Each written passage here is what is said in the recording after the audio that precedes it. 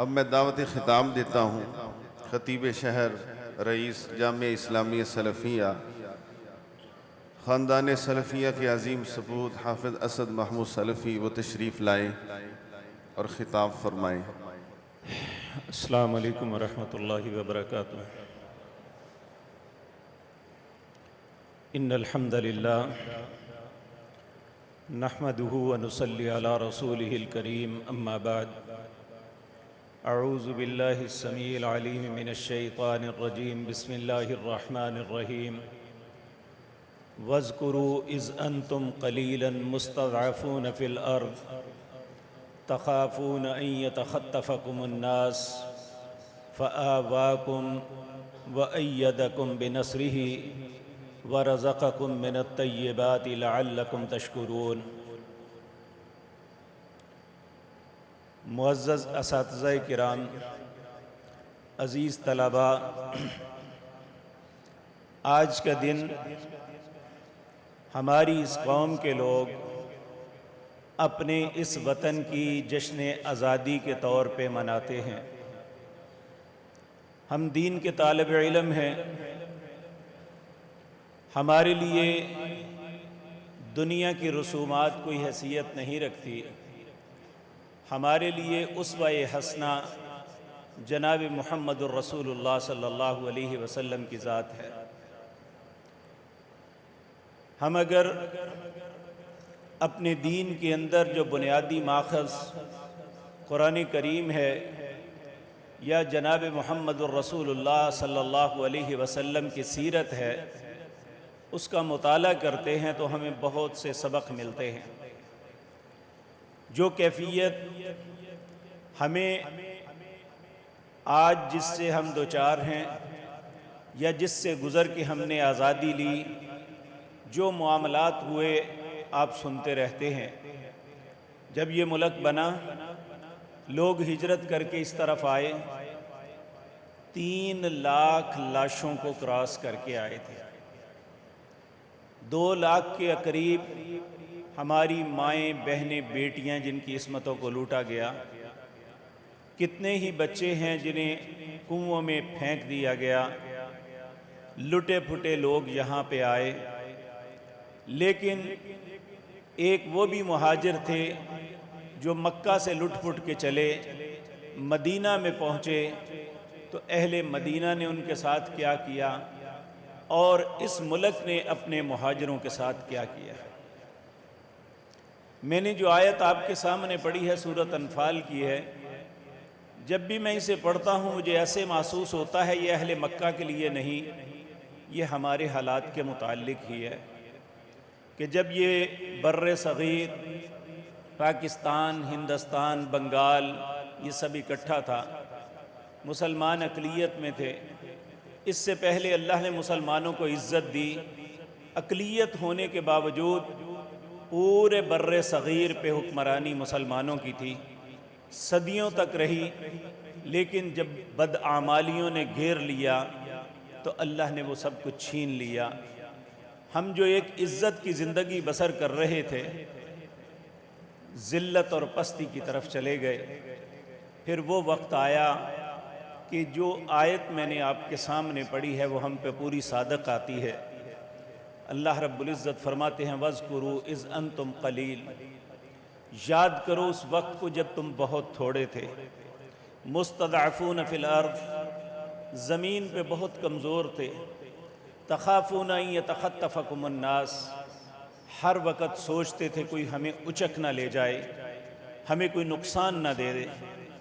فآواکم، اللہ کہتے ہیں میں نے تمہیں بلند کیا، وأیدکم بنصرہ، اپنی خاص مدد کے ساتھ تمہیں عزت بخشی، ایک ملک دیا۔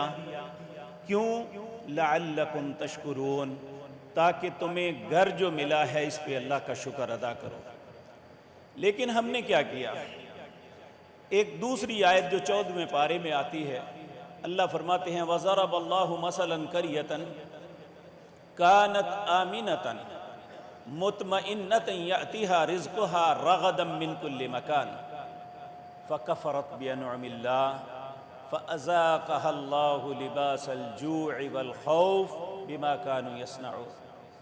اللہ کہتے ہیں مثال بیان کرو ان کے سامنے اس بستی کی، کانت آمنۃ مطمئنہ، جب ملک بنا تو ایک دفعہ ایسے تھا جیسے ترقی کو پر لگ گئے، ہر طرف فیکٹریاں لگنے لگی، وہ لوگ جو مزدوریاں کرتے تھے بہت بڑی بڑی ٹریڈنگ کے مالک بن گئے، جو لوگوں کی کاشتکاریاں کرتے تھے یہاں آ کے بہت بڑے ذمہ دار بن گئے۔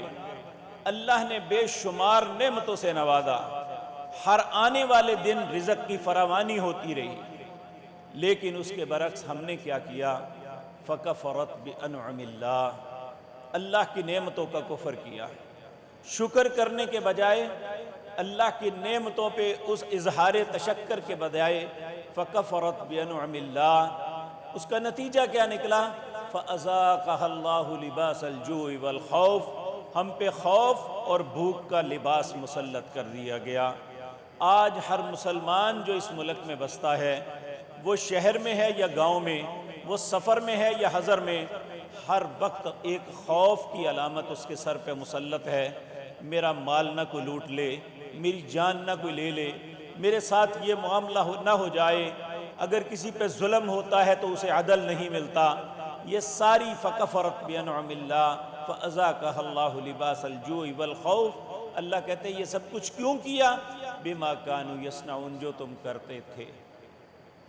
میرے عزیز بھائیو، ان ساری باتوں کے باوجود یہ ہمارا گھر ہے، اپنے گھر کو انسان صاف رکھتے ہیں، جانور گندا کرتے ہیں۔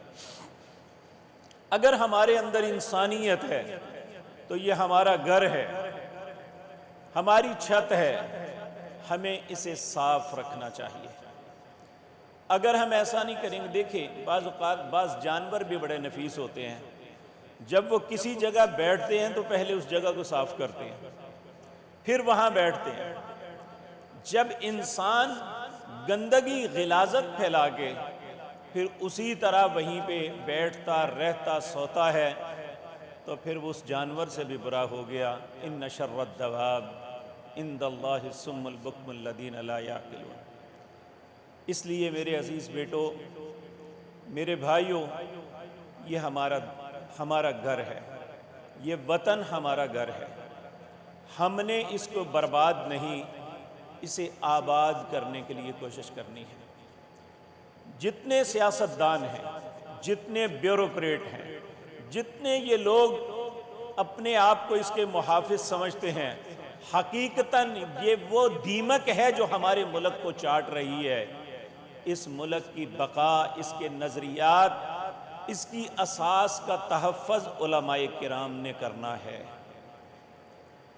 اس کی آبادیوں کو فتنوں سے آپ نے بچانا ہے، تو ان کو بچانے کے لیے ضروری ہے کہ ہم پہلے اپنی ذات کو درست کریں، اپنے ارد گرد ماحول کو صاف کریں، اپنے معاملات ٹھیک کریں۔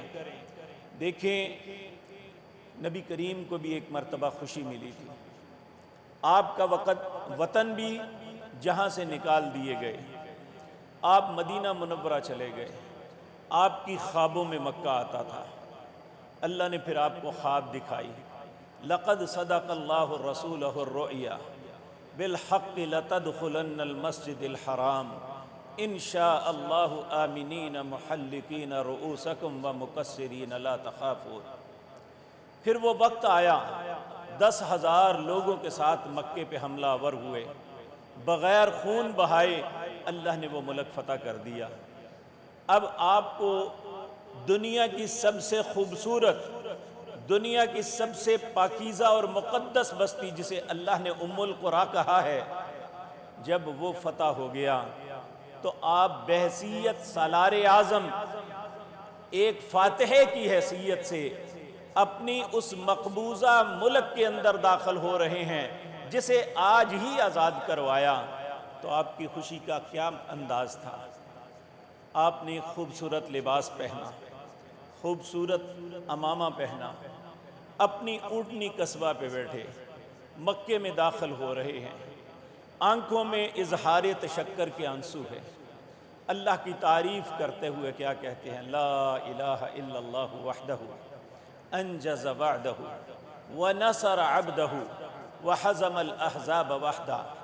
آنکھوں میں خوشی کے آنسو ہے، اللہ کی تعریف کرتے کہتے ہیں لا الہ الا اللہ وحدہ، اے اللہ تیری ذات کے علاوہ میرا کوئی الہ نہیں، تو اکیلا ہے۔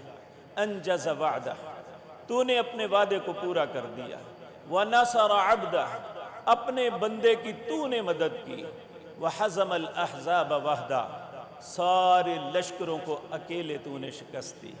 اور پھر جا کے بیت اللہ کا طواف کرتے ہیں، اللہ کے سامنے سجدہ ریز ہو جاتے ہیں۔ یہ خوشی کا انداز ہے جو رسول اللہ نے ہمیں سکھایا۔ یہ باجے بجانے اور موٹر سائیکلیں بھگانی، ایکسیڈنٹ کرنے، اپنی ٹانگیں تڑوانی یا کسی کو زخمی کرنا، اس کا نام خوشی نہیں ہے۔ خوشی کیا ہے؟ خوشی یہ ہے دوسروں کو بھی امن دو، خود بھی امن سے بیٹھو، اور اس وقت پہ اللہ کا شکر ادا کرو تاکہ اللہ کی ناراضگی ٹل جائے۔ اللہ کے شکر کا طریقہ کیا ہے؟ اس کی تعریف و توصیف کرو، اس کی تسبیح و تحمید کرو، اس کی تکبیر و تحلیل بلند کرو کہ جس اللہ نے ہمیں اس نعمت سے نوازا ہے، جو آج جس نے ہمیں یہ جگہ دی ہوئی ہے کہ ہم اپنی ضروریاتی زندگی کو حاصل کرنے کے لیے اس کی سڑکوں، اس کے گاؤں اور شہروں میں دوڑتے ہیں، اپنی تعلیم حاصل کرنے کے لیے اطمینان کے ساتھ اپنے اپنے اداروں میں بیٹھے ہوئے ہیں۔ اللہ کا اس بات پہ شکر ادا کیا کرو۔ اور شکر کا طریقہ یہ بھی ہے، دیکھیں میں بہت سے ملک جو مسلمان بھی نہیں ہیں، جب ان پہ ایسے خوشی کے دن آتے ہیں نا، وہ اپنی قوم کو کام دیتے ہیں۔ کام کیا ہوتا ہے؟ جی آپ اپنے درخت لگائیں، یا آپ نے اپنے ملک میں صفائی کرنی ہے، ہر بندہ اپنے روڈ، اپنی گلی، اپنے محلے وہاں صفائی کرنی شروع کر دیتا ہے۔ اس طرح اپنے ملک کو چمکاؤ کہ دنیا آپ کو دیکھ کے آپ کی تعریف کرے۔ آپ دیکھیں یہ بہت سے بچوں یونیفارم میں بیٹھے ہوئے ہیں، سب ایک ہی طرز کے نظر آتے ہیں۔ آج کل بیت اللہ کے صحن میں صرف وہ جا سکتے ہیں جنہوں نے احرام باندھا ہوتا ہے۔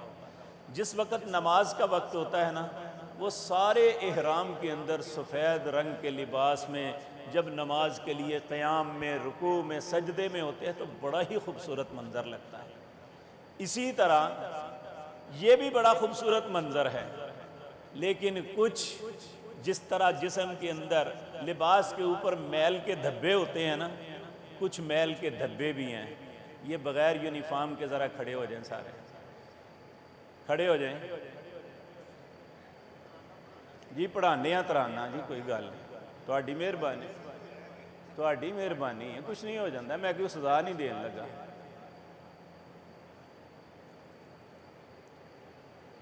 چلیں یہ وائٹ جنہوں نے لباس پہنا ہوا ہے، ان کی تو سمجھ آئی کہ انہوں نے اس لیے پہنا ہے کہ یہ انہوں نے ترانہ پڑھنا ہے، تو یہ جڑے منہ دے کالے تے کپڑیاں دے بھی کالے آئے نے، انہوں دا کی ہے؟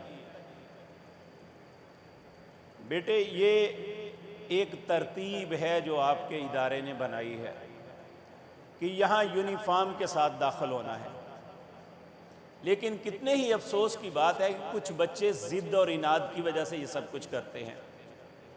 یہ پتہ ہے، بیٹھ جائیں بیٹے، یہ پتہ ہے ضد اور عناد کن کا طریقہ ہے؟ جب اللہ نے کہا تھا کہ سنو اور اطاعت کرو، تو امت اسلام نے کیا کہا تھا؟ امت اسلام نے کیا کہا تھا؟ سمعنا۔ یہود نے کیا کہا تھا؟ سمعنا، سن تو لیا ہے، مانیں گے نہیں۔ اسی طرح کتنی مرتبہ یہ بات کہہ بیٹھے ہیں کہ اپنے بال کٹواؤ، مناسب بال رکھو، جس سے ہمیں احساس ہو کہ یہ دین کا طالب علم ہے، اور یہ بارہا مرتبہ کہنے کے باوجود شرم کی بات یہ ہے کہ جب ہم گیٹ سے داخل ہوتے دیکھتے ہیں نا کوئی استاد کھڑا ہے تو فوراً اپنا کپڑا ٹخنوں سے اوپر کرتے ہیں، ٹوپی پہننی شروع کر دیتے ہیں۔ کیا کپڑا ٹخنوں سے اوپر کرنا اللہ کے ڈر کی وجہ سے ہے یا استاد کی وجہ سے؟ کیوں کرتے ہیں ہم؟ اللہ اور اس کے رسول کے حکم سمجھ کے کرتے ہیں یا استاد کے ڈر سے کرتے ہیں؟ اور دوسرا یہ جو ہے نا، یہ اپنا طریقہ کار بدلو، یہ ٹوپی گھر سے پہن کے آیا کرو تاکہ رستے میں بھی پتہ چلے یہ اللہ کے دین کا مجاہد ہے، یہ اللہ کے دین کا طالب علم ہے۔ یہ بات درست نہیں ہے کہ آپ پٹھا سواندہ کٹ کے تے باہروں جا جاؤ تے اندر وڑن لگیا صوفی بن جاؤ، یہ بات درست نہیں ہے۔ تو اللہ رب العزت نے جو نعمت آزادی کی صورت میں ہمیں عطا کی ہے، اس نعمت کا شکر ادا کرنے کی بھی توفیق عطا فرمائے۔ اقول قولی ھذا واستغفر